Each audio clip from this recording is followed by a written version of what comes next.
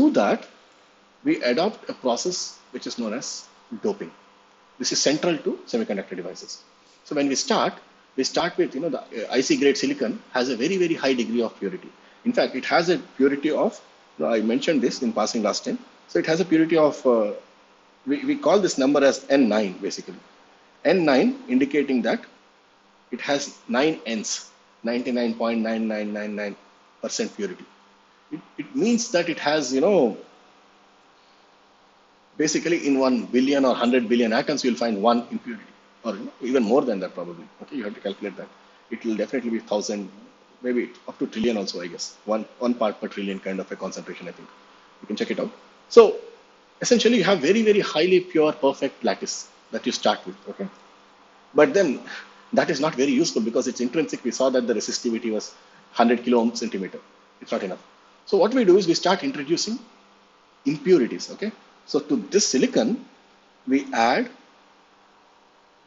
impurities. Actually, these, we don't call them impurities, we call them dopants. The reason is these are what we like.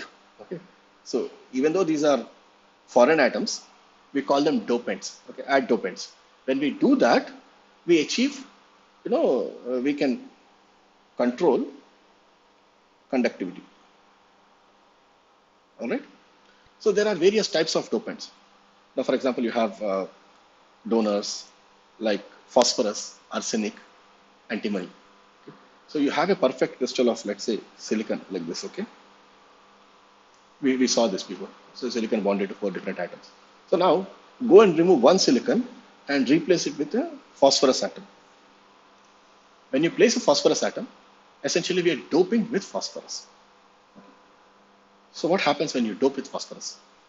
If you look at all these dopants, right, these are called as donors, okay, or they increase electrons in the lattice, okay.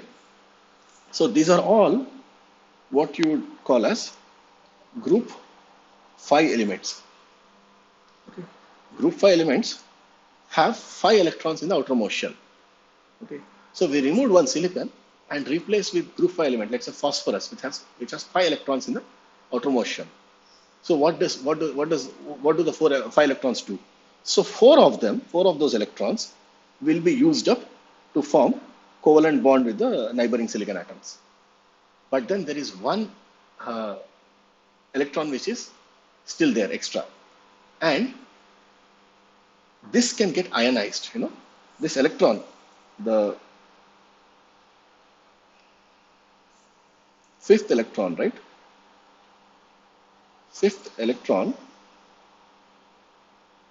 is ionized and it's free to move around in the lattice. Basically, ionized means it is going away from the dopant site. It's not staying with the dopant site. Okay, and then it can move around in the lattice. Okay, so what happens to when it moves around, electron moves around in the lattice, it can actually contribute to conduction.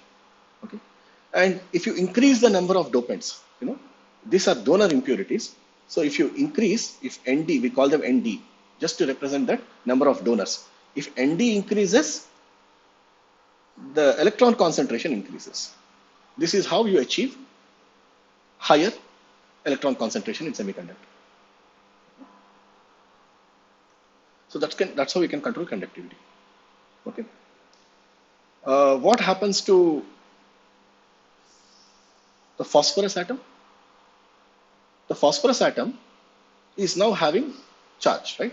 Because ionized phosphorus, right,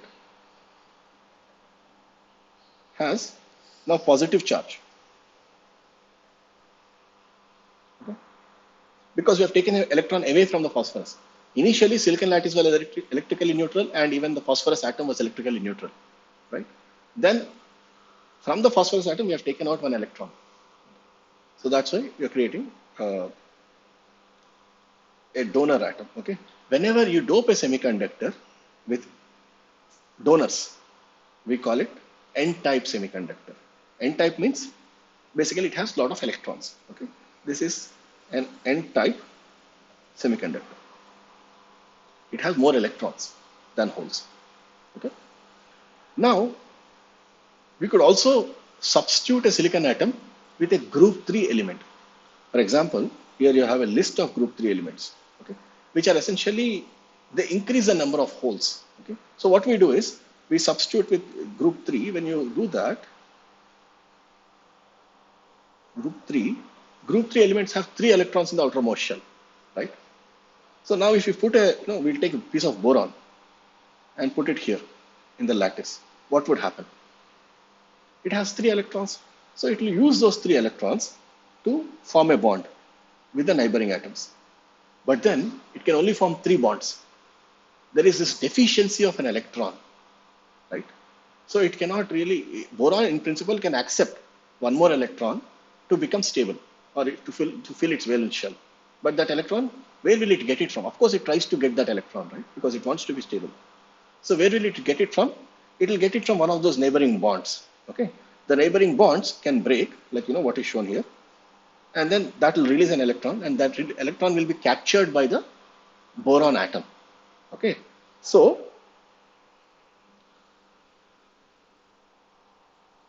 boron atom captures electron from lattice. Okay. And this process is called ionization. Basically, it becomes to become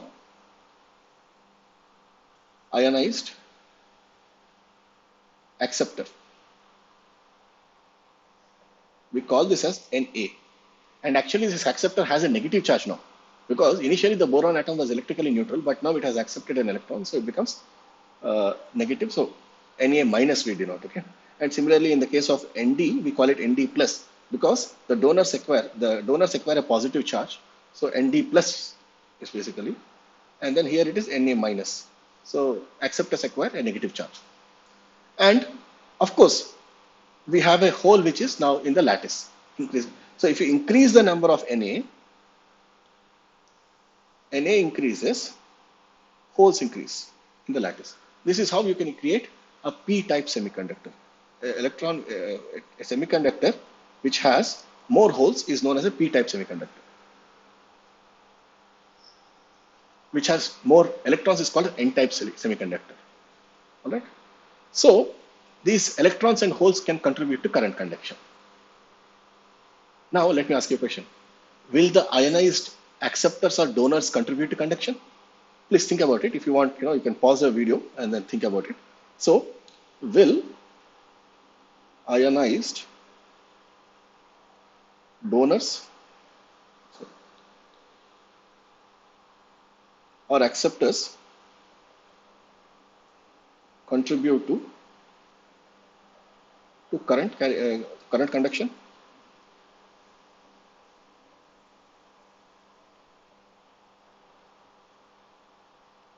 Will they? Well, they cannot. Okay. This answer is going to be no. The reason is they are fixed in lattice. These ionized impurities or dopants are actually bonded to 3 different or 4 different silicon atoms next to them, right? So they cannot move, and so they cannot contribute. They're only contributing some charge, and this charge is actually fixed charge. Remember, these ionized donors have plus charge, acceptors have negative charge, and these are actually fixed in the lattice. They cannot move. What can move is the electrons and the holes they actually add into the lattice. All right. So this is an important process, and this is very, very important that you get a hang of it. So the most common dopants are listed here. For N-type, we have phosphorus, arsenic, and antimony, out of which usually phosphorus is what we use most of the time. Sometimes we use arsenic. Antimony, I have not seen that many examples. Similarly, for P-type, I find that most of the time it is boron. Even gallium is actually very rare. Okay, so this is how you dope semiconductors. So same dopants will work even for germanium. But what will work for gallium arsenide? Gallium arsenide is a 3,5 semiconductor. What do you use? Shall we use group 2 and group 6? Yeah, we can use them for gallium arsenide. It turns out that you could also use group 4 elements. For example, you can use silicon as a dopant in gallium arsenide, because silicon can either take away electron or give an electron, depending on whether it is, taking an electron, I mean, to which it's replacing. If you replace gallium, you get one type of a doping configuration. If you replace arsenic, you get other type of doping concentration. Okay. So think about it. So sometimes a dopant can actually act as both donor and acceptor. Those are called as amphoteric doping. Okay. Basically, it can be both electrons and holes. Amphoteric dopants. Silicon in gallium arsenide is an example of that. Okay. So well, anyway, we are not talking about gallium arsenide. So silicon, this is enough. Okay. All right. So what? This is basically physically we understand what's happening. We're replacing an atom and then it is causing these things, right? But what is happening with the energy bands? Okay. So I said that the dopant, the donor is getting ionized, so the acceptor is getting ionized. But then that requires some energy. How does it get ionized? Okay. So it also turns out that these energy levels, right? Because we have studied these energy levels that come because of the atoms and lattice and all that. We understand that from the particle in the box, right? So these dopants are actually quite close to the silicon atom, right? In the periodic table, it's just next to it in the periodic table. So when that happens, it turns out that the donor energy levels, this is the donor energy level, ED, okay, I call it. You have the original EC and EV, and you can also put a donor level, which is ED, okay? So donor energy level is close to conduction band. Okay. I mean, why this happens is not necessary, but you can think of it like, it's quite close in lattice constant. I mean, it's just next to it in the periodic table, so you can expect that the energy levels are also similar. Okay. So, okay, you have these donors, and if you are at 0 Kelvin, okay, 0 degrees, what happens? Your valence band is completely filled up with all the silicon electrons, and then there is this donor level, and that has some electrons, but those are all in the donor itself. They are not free to move around. Okay, so basically, that's why we show the electrons as at the donor level. That means they are tied to the donor atoms. So they are not going to contribute to conduction. Okay. When will they start contributing to conduction? They should get ionized. That means electrons should get out of the donor atom. And to do that, we require some ionization energy.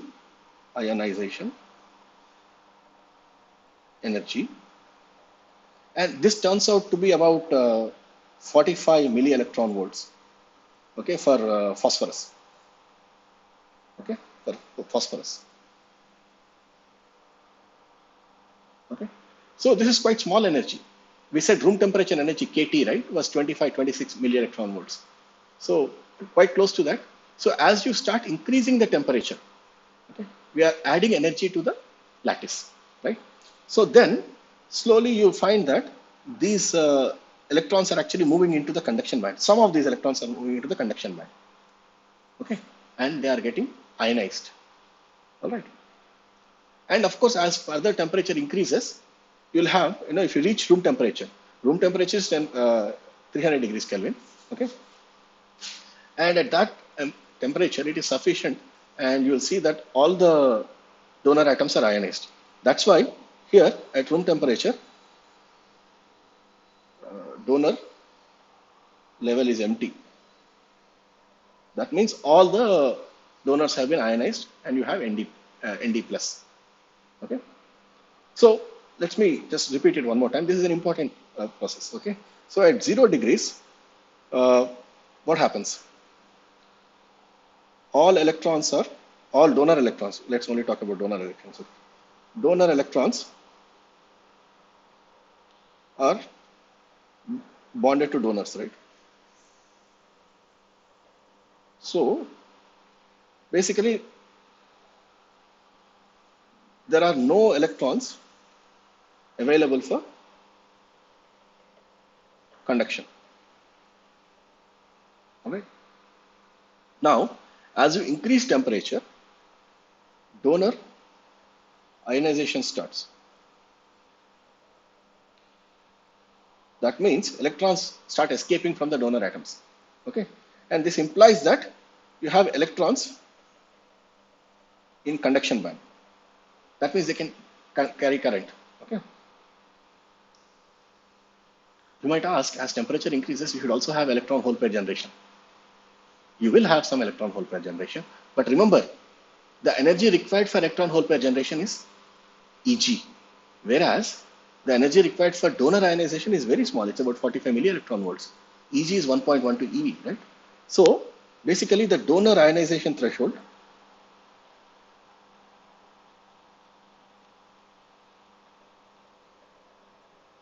is much smaller than EHP threshold, I will say. By which I just mean that you need energy, higher amount of energy to create electron hole pair. So what you see is that most of the electrons are coming from the donor level instead of from the valence band. But as you further increase, yeah, of course, at room temperature, we will actually have to calculate how many electrons are there and holes are there. We'll calculate that.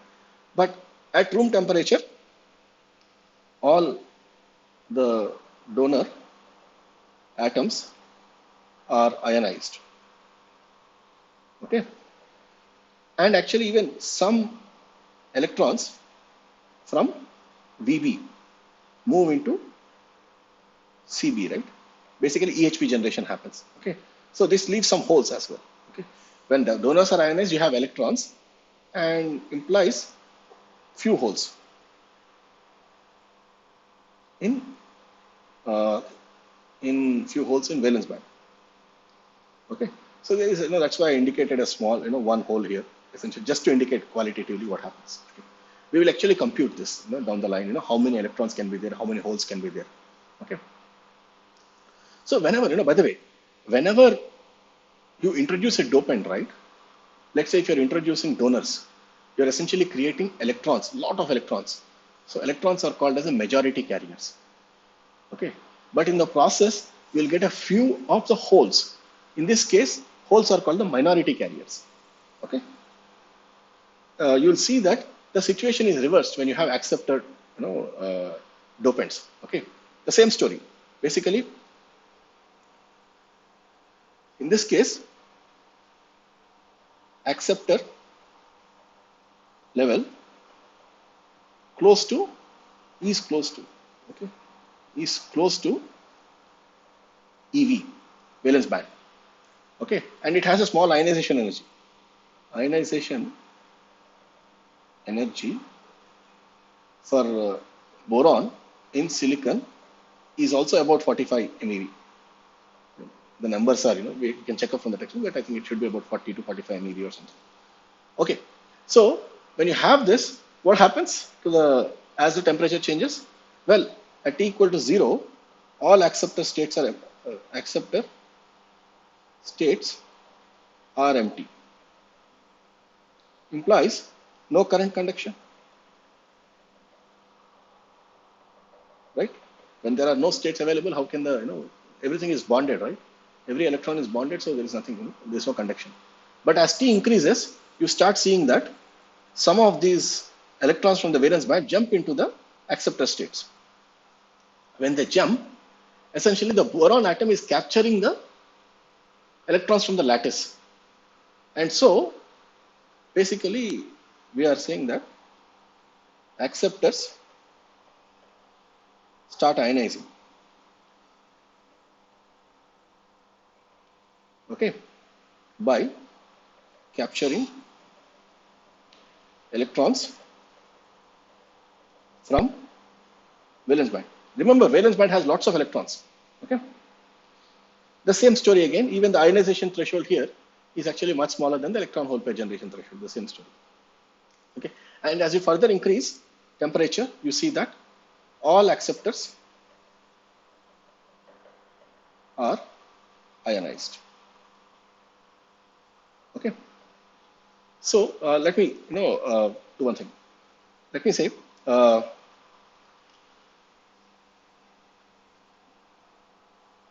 ND, right?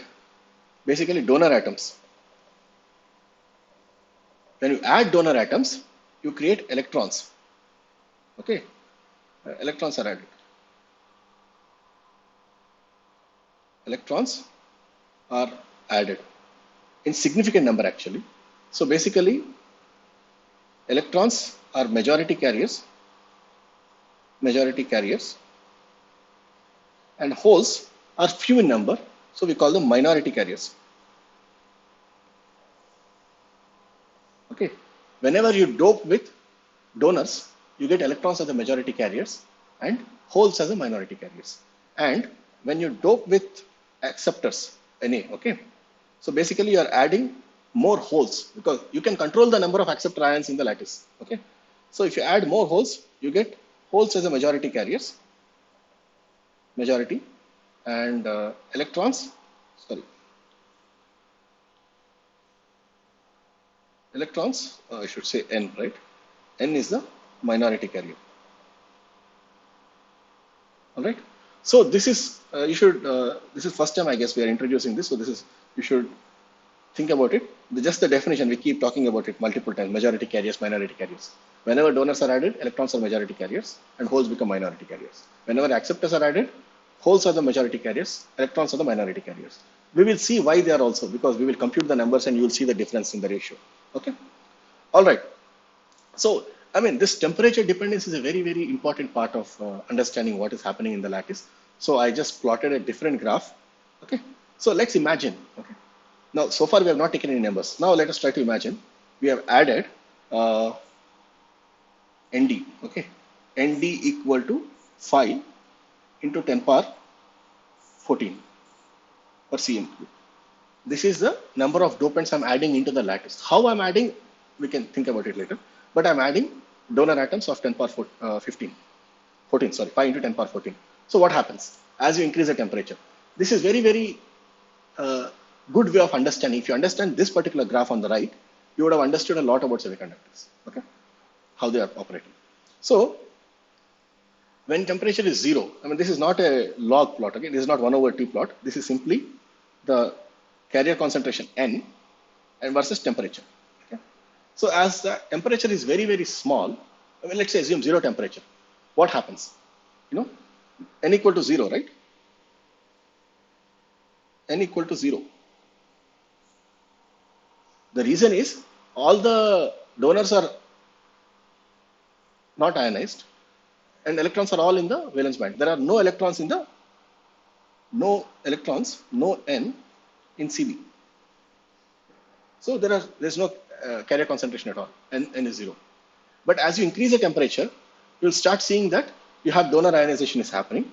And this particular part, right, whatever we called as partial ionization, as the temperature increases, slowly the electrons concentration increases. Okay. This is basically partial ionization, what we talked about in the last couple of slides. Okay. At some point, all the donors are ionized, right? And you don't require a lot of temperature to achieve this. Okay. So when you have all the, this is a point where all donors are ionized. Okay. And then there is nothing much. If you increase the temperature further, what should happen? Well, as you increase the temperature, there will be electrons in this part, right? Electron hole pairs can be created. Right? Electron hole pairs generated because by electrons moving into Cv, right? They jump from conduction valence band into the conduction band. That can happen. So because of that, you have EHP generated. But that number is very, very small. Remember, at low temperatures, the electron hole pair generation process is very, the number carriers generated is very small. So if you have a semiconductor which is doped, okay, doped semiconductor,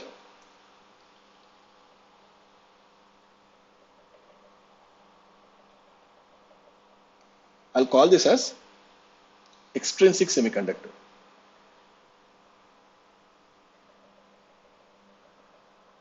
Okay, undoped semiconductor.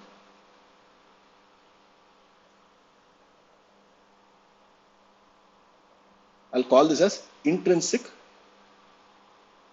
semiconductor. Okay, this is the language we use. So if you have an extrinsic semiconductor, once you have ionized all the donors, the carrier concentration cannot increase. Okay, so it sort of stays constant because there are no further donors to be ionized. All of them are ionized. But then, as you continue increasing the temperature, at some point, the Ni will start increasing, right? We saw that even if you have an intrinsic semiconductor, as you increase the temperature, more and more electron hole pairs are produced.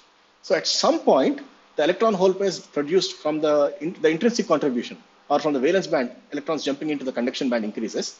At some point, that will take over, because of which your carrier concentration now in the blue, it starts increasing. Okay. So in this case, when you reach this regime, we call it the intrinsic regime. Intrinsic regime. The reason it is intrinsic regime is that the increase in the carrier concentration is dominated by the excitation of electrons from the valence band into the conduction band. Okay, so this is the intrinsic regime. And at intermediate temperatures, this is the extrinsic regime. Because essentially the carrier concentration is flat because all the donors are ionized. Okay, there's nothing more to ionize, so the carrier concentration doesn't change with temperature. And in the very small temperatures, up to about 50 Kelvin, this is usually up to about 50 Kelvin, 0 to 50 Kelvin, I would say, or even 100, maybe a little bit, okay, close to that, 50 to 75 Kelvin. At that temperature, you will see that only a few of the dopants are ionized, and because of it, you have an increase in the carrier concentration. So you should be able to plot the carrier concentration changes as a function of temperature. Okay? So the blue one is extrinsic semiconductor, and the dashed line, this is an intrinsic semiconductor. Sorry. This is an intrinsic semiconductor, wherein you have, as you increase temperature, we already saw that Ni keeps increasing. N equal to P equal to Ni, that increases. Okay. So, well, yeah, I would like to stop here. It's already 55 minutes. So I would like to stop here. So today what we did was, we started out with basically how we introduced a concept called as effective mass in semiconductor. We said, how the carriers move about in a lattice can be captured by this quantity known as effective mass. And that can be calculated based on the EK dispersion. We gave you a formula to calculate the effective mass. It's simply the second derivative. It is proportional to the second derivative. And we gave you, we showed you one problem. We didn't solve it, but I'll leave it as an assignment in the homework. Okay? You just solve it a few cases and that will help you. But the concept should be clear. If you are not, just revisit this slide. Okay. And then we talked about intrinsic carrier density, how that changes, how it varies across different materials, germanium, silicon, and gallium arsenide, and then how it changes with temperature. So this is what, again, we came back in the last also. So finally, we talked about doping. Doping is essential to semiconductors. Okay. So please make sure that you understand doping. We keep using this again and again, so you should be quite comfortable with this. All right. So we explained how donors will impact, how the ionization happens in donors and how it happens in acceptors. Okay. So whenever you dope it with acceptors, we get holes. So we got it P-type, we call it P-type semiconductor. Whenever you dope it with donors, we get electrons, so we call it N-type semiconductor. So please try to summarize it on your own. Take a piece of paper, write it on your own, make sure that that is correct. That will help you clear up any concepts. Okay. So conceptually, the physics has been described quite, I think, quite well. So you just have to make sure that you follow through the chain of thoughts. And once you're able to do it on your own, you should be good for the next lectures. So in the next lecture, what I'll try to do is, we'll introduce a few more things. We'll actually go deeper. We will talk about what is known as Fermi function, how that influences carrier density. And we'll also start, calculating some numbers. Okay. All right. I'll meet you in the next lecture. Till then, take care. Bye.